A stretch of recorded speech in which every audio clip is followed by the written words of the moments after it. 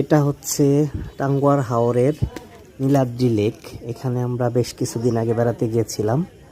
তো এখানে যে লেকটা, এটা দেখতে অনেকটা কাশ্মীরের মতো লাগে। অনেকে বলে যে বাংলাদেশের কাশ্মীর, গরিবের কাশ্মীর। এখানে অনেক সুন্দর। বিকালবেলা পশ্চিম দিকের মিষ্টি রোদ ওঠে, দেখতে অনেকটা কাশ্মীরের মতোই লাগে।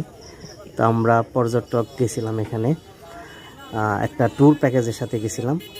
এখানে বোটে আমরা রাত্রি যাপন করছিলাম এই ঘাটেই। তো রাত্রে এখানে আরও অসাধারণ একটা পরিবেশ বিরাজ করে। একসাথে প্রায় 50 থেকে 100 নৌকা এখানে নোঙর করে। তো অনেক মজার স্মৃতি এখানে। তো সময় পেলে আবারও যাব, আপনারাও এখানে যাওয়ার ট্রাই করবেন।